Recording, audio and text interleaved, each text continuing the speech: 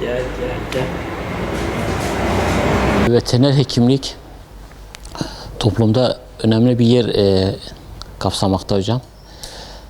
Çünkü hayat tek insanlarla sınırlı değil. İnsanlarla birlikte hayvanlar var, başka canlılar var.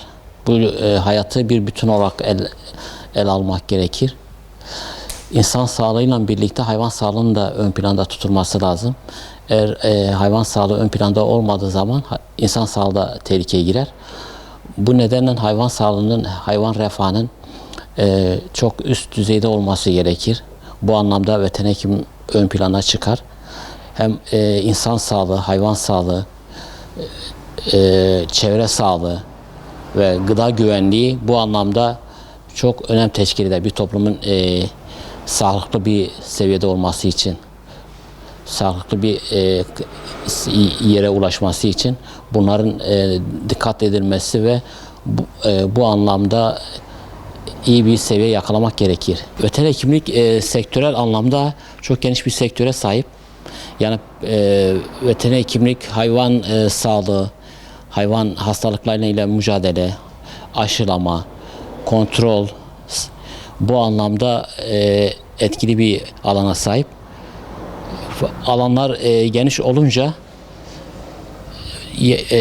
çiftlik hayvanları, mezbahane, gıda kontrolü, çevre sağlığı, hayvan refahı geniş bir alana sahip. Bununla birlikte tabii bazı problemler, bazı sıkıntılar da ön plana çıkmakta.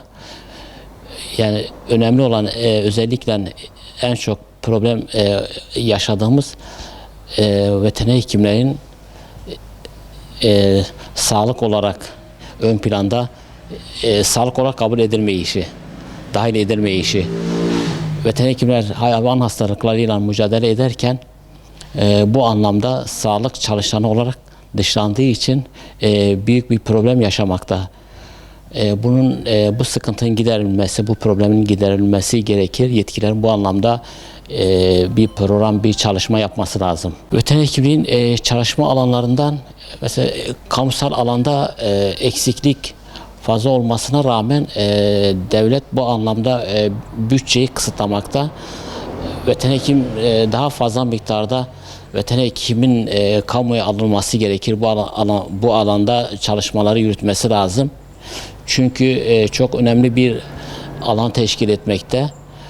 Hayvan sağlığı anlamında ülkenin gelişimi, üst standartlarını yakalaması için hayvancılık alanda da yüksek bir seviyeye tutulması gerekir. Bu alanda veteriner hekimlerin yoğun bir şekilde alımının yapılması gerekir ki bu problemi çözebilelim. Hayvancılık şu an büyük bir problem yaşamakta.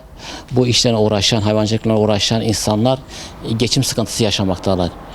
Hayvancılığa gerekli olan desteklerin sağlanması, hükümet tarafından, yetkililer tarafından sağlanması gerekir ve ülkede hayvancılığın bu sektörün çok iyi gelişmesi lazım. Çünkü bazı ülkelerin tek geçim kaynağı hayvancılık olmasına rağmen dünyada ileri bir seviye yakalamışlardır.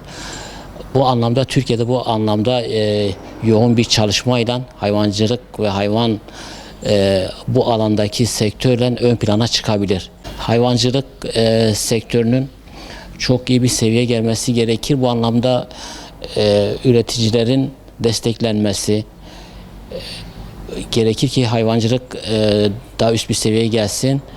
Et, süt fiyatlarındaki artışlar sürekli yükseliş göstermesin. Son dönemde özellikle sokak hayvanları sorunu ön plana çıkmakta. Bu anlamda saldırgan hayvanlar insanları rahatsız etmekte.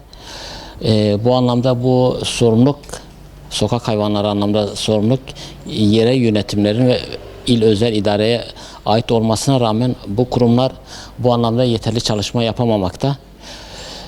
Bu sonuçta bu bütün canlıların, sokak hayvanların da olsa bunların sağlıklarının denetlenmesi, huzurlu bir ortamların oluşturulması gerekir.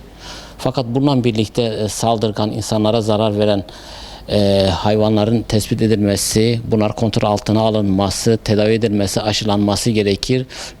bu anlamda üstün bir çaba sarf ederek insanların rahatsız edilmesi engellenmeli.